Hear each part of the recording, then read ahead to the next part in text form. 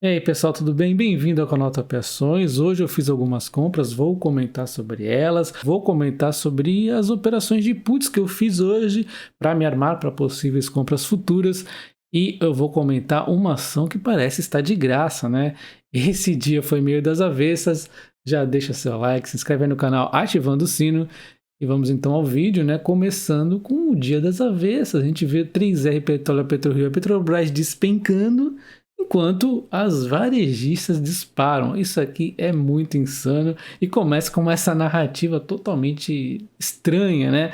Onde o Citi, por exemplo, aqui está falando que no caso aí de uma recessão, o barril do petróleo pode chegar a 65 em 2022. Eu estou falando em 2022, tá? Em 2023 eles falam de 45. Isso aqui tá muito louco, né? Vamos tentar entender um pouco mais. E aí eles falam aqui na perspectiva do Citi, eles comparam com o mercado de commodities com as crises da década de 70. Beleza, faz sentido, porque realmente em cenário de recessão, realmente existe aí uma despencar aí do preço do petróleo, né? Historicamente isso realmente acontece, eles estão precificando uma demanda extremamente negativa nesse cenário, mas tem vários porém, né? O primeiro deles que eu preciso falar é o PEP, que não vai deixar isso acontecer, né? Lá eles vão começar a diminuir essa produção de petróleo para deixar o preço um pouco mais alto. Não vão deixar o petróleo chegar a 45 em 2023. Parece insano, narrativa insana. Eu não vou nem citar, né? A guerra, né? Nós estamos numa guerra agora, Rússia e Ucrânia. Como que esse petróleo vai para é loucura, né? Então a gente vê na contramão, né? O JP Morgan falando que o petróleo pode chegar a 380. Isso foi ontem, né? São projeções aí assustadoras, mas que, teoricamente faz até mais sentido do que o da Citi, se bem que 380 eu também acho meio loucura, né? Mas enfim, vamos tentar entender aqui um pouco da narrativa do Morgan, e eles falam aqui, né, que um cenário extremo, eles já dizem que a palavra é extremo, né? É muito aqui focada no ponto que o G7 eles estão querendo limitar o preço das compras do barril de petróleo russo, que parece muito insano, né? Porque os russos realmente eles têm uma produção relevante aí no mundo, no momento aí de demanda alta. Se a Rússia simplesmente se negar a vender a esses preços que o G7 está querendo limitar o barril de petróleo, não vai ter jeito. O petróleo vai continuar com demanda aí maior do que a oferta e o petróleo vai continuar subindo, né? Isso aqui pode ter um efeito realmente totalmente aí perverso exatamente para o Ocidente, né?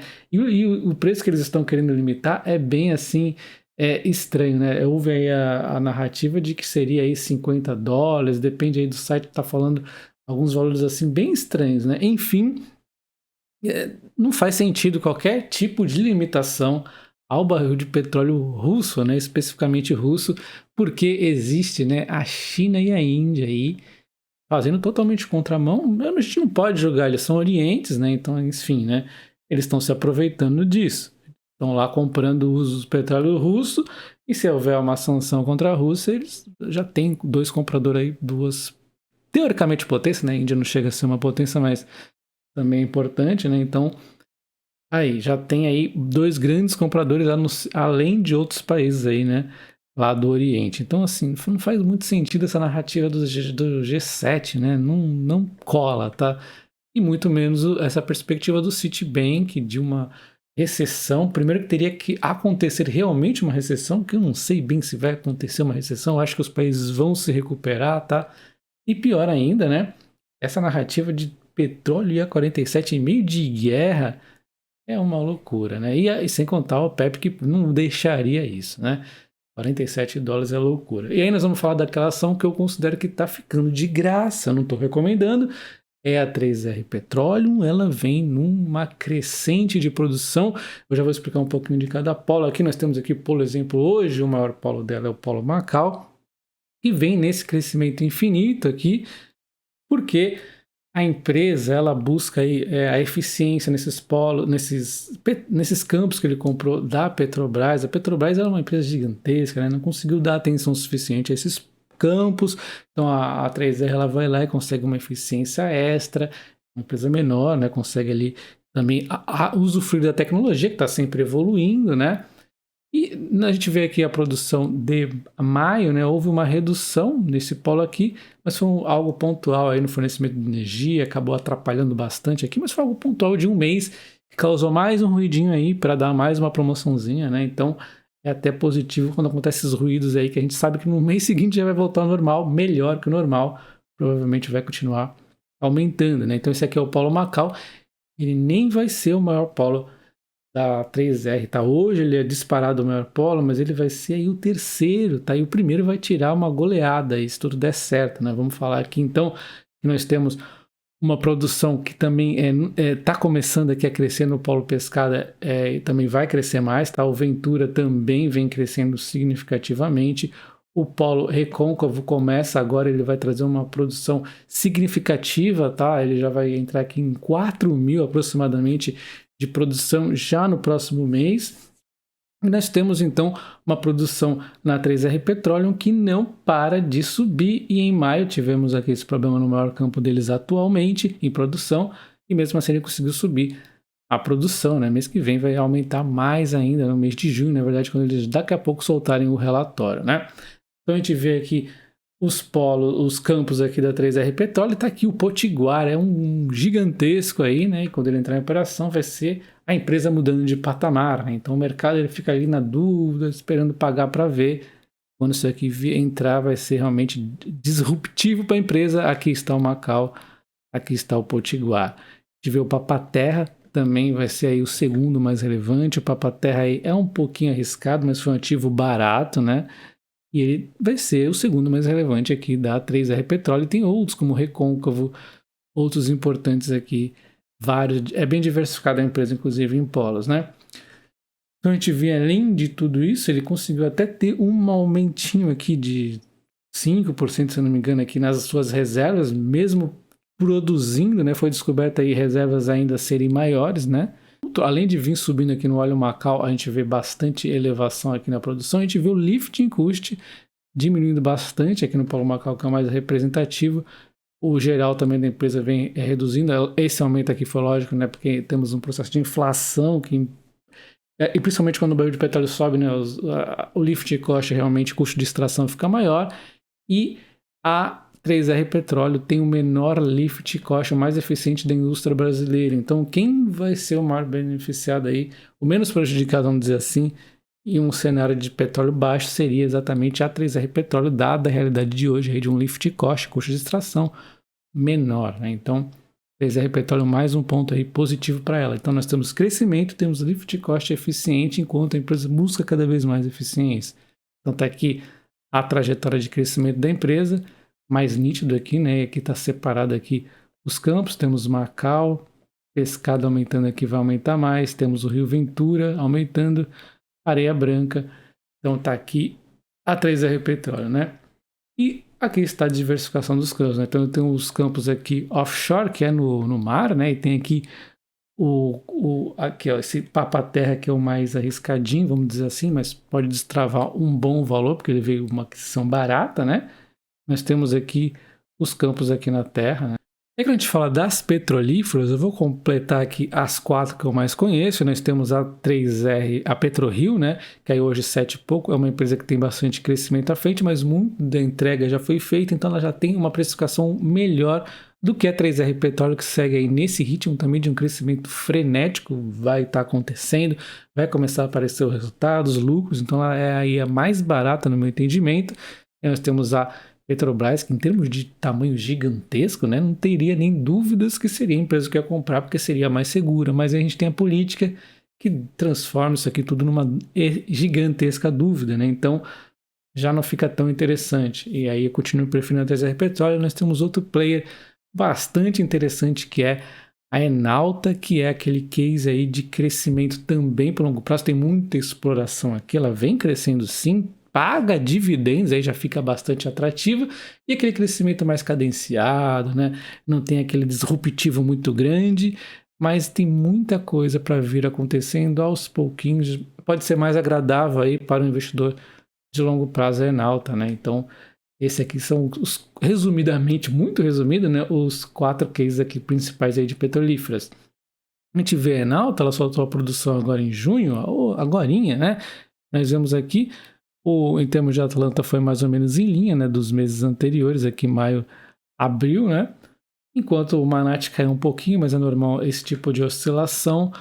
E se a gente vamos lembrar aqui que ela está aumentando aí a produção em breve, né? A gente vê o campo de Atlanta com perfuração adicional lá no fim de fevereiro, né? 2 poços extra, ela tem 3 em operação hoje em dia, então já vai trazer um significativo crescimento. Nós temos aqui a perfuração exploratória da bacia de Sergipe, também em fevereiro, né? Que também quando começar a operar lá para frente vai trazer bastante crescimento, né?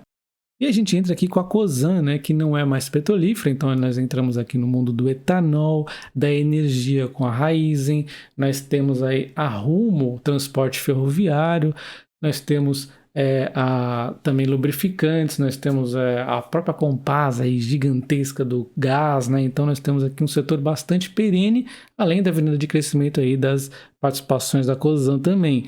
Então aqui na Cosan a gente vê essa queda, que parece ser uma excelente oportunidade, pondo a preços lá de 2021, né? Tentando fazer aqui um fundo, não há garantias nenhuma, né? Se o cenário ficar ruim, uma hora ela acaba furando, né? E assim, a Cosan, ela tá sofrendo muito ruído com a Raízen, né? Por conta além do petróleo todo que acaba influenciando o etanol indiretamente, nós temos também a questão daquela redução do imposto somente até o fim do ano. Isso é um ruído temporário, né, na Raízen, porque isso aí, se for estendido no ano que vem, provavelmente vai ter alguma compensação no etanol também. Enfim, é um ruído oportunidade, né? E não poderia deixar de ter a Transmissão Paulista, que eu comprei mais um pouco hoje, eu vou comprando aos poucos, né? Nós temos uma empresa que conseguiu um leilão super interessante, para mim ela foi a melhor do leilão, subiu. E aí, na sequência, veio a continuidade da nota técnica, onde eu expliquei detalhes ontem, tá? Veja o vídeo para você entender. E o mercado lembrou, né, do problema e continua essa sequência de queda aqui. Tem a questão do dividendo que está reduzido temporariamente por causa do RBSR ajustado. Enfim, né, tudo ruído aí, fazendo a empresa cair mais um pouquinho hoje, inclusive furando, né, aquela barreirinha ali dos 22,90. Ela deve buscar o 22,20, talvez, né? Enfim, uma empresa super interessante. E tem também movimentação minha com a Taesa, que vem de uma certa quedinha, né? Não tão grande assim, lembrando que aqui tem dividendo e ainda não ajustaram aqui esse site, né? O TradingView. Enfim, é uma empresa que talvez volte a circular nesses patamares de 31,10 e 38,50, né? Tá querendo descer, por enquanto tá se segurando aqui no 38,50, no topo, né? Então, agora comentando aqui das compras que eu fiz no meu portfólio e das vendas de puts, que é um compromisso de comparação a um determinado valor a um determinado tempo, né? Resumidamente, é isso, mas eu explico mais detalhadamente. Eu vou deixar o vídeo lá na descrição, tá? Nos comentários também. E falando um pouco mais das opções que eu operei, né? Lembrando que há um certo tempo eu estava vendendo consecutivamente aí Caos de Taesa, né? Porque ela estava bem na alta, que é um compromisso de vender as minhas Taesas, caso ela atingisse o valor. Acabou que 100 delas foram vendidas e agora eu estou na correria todos os meses de tentar recomprar. No último mês não deu, virou pó, melhor ainda, né? Ganhei o prêmio e agora novamente eu estou vendendo nesse momento aí de queda, mas aí Taesa, já tenho para o mês que vem, estou fazendo para esse mês um compromisso de comprar Taesa a R$ 38,68, exatamente quando ela estava nesse preço, essa call estava valendo R$ 54,00, tá? Então me comprometi, essa put, eu me comprometi a comprar Taesas aí R$ 100 dela, 100 ações dela por R$ 38,68 e ganhei com isso um prêmio de R$ 54,00. Depois disso a Taesa caiu um pouquinho, olha só o que aconteceu com a put. Ela perdeu o valor. Então, se eu quisesse desfazer esse negócio, eu teria que pagar agora R$ 70,00. Mas não tem problema, porque eu não quero recomprar as minhas Taesas que eu vendi acidentalmente, entre aspas, aí vendendo as calls, que é um compromisso de vender as minhas Taesas, agora eu quero recomprá-las, então não tem problema nenhum. É como se eu fosse no meu home broker, ao invés de comprar Taesa R$ 38,68, que era o preço de tela que estava no momento, simplesmente falei que comprava R$ 38,68 daqui a 10 dias, caso ela tivesse a valor desse valor ou menos. Então, com isso eu ganhei um prêmio só para me comprometer a isso, assim, de R$ 54,00. Parece um negócio aí da China, né? Já quero elas mesmo. Então, esse aqui foi um negócio que eu fiz com a Taesa, com a Transmissão Paulista. Eu vendi aí mais 100 puts também, compromisso de comprar Transmissão Paulista R$ 23,00. Infelizmente não tem um strike um pouco menor. E com isso, né, eu ganhei R$61, você observe que subiu R$3. Então, R$61 para comprar a Transmissão Paulista a R$23, né? Lógico que ela está a um preço mais baixo, por isso que esse prêmio é mais gordinho aí, porque a Transmissão Paulista não está dando grandes prêmios exatamente para ela estar numa condição de estar a um bom preço, né? E ser uma ação extremamente aí perene, né? Como a Taesa também é. Então, a gente vai aqui para as outras ações, que é aqui Enalta, um compromisso de comprar Enalta a R$16, ganha um prêmio de R$63. Logo nesse mês, aqui em junho, daqui a 10 dias, né? E a 3R Petróleo, a R$31,50 a R$40. A 3R Petróleo, inclusive, caiu mais um pouco depois de eu vender essa put, também deve ter valorizado mais essa put. Enfim, esses são meus compromissos aqui dessas petrolíferas, e se elas caírem amanhã, eu posso realmente deixar exercer isso aqui, ou de repente, caso ela suba, eu posso desfazer essas opções aqui e de repente acabar realmente comprando no home broker normal enquanto eu avalio a situação. Posso fazer N táticas aqui. O fato é que, de certa forma, já estou um pouco vinculado ao preço das ações aí delas, né? Que caso elas subam, essas opções vão perdendo valor, eu posso recomprá-las. E caso elas caiam, eu vou acabar recomprando aí, se elas chegarem nesses valores, né? E aí, falando da Cosan, que eu sempre estou aí cheio de opções, né, nela, e aí a gente tem aqui mais 200 opções de comprar a Cosan a R$16,57, né? Então, 200 Cosans a R$50.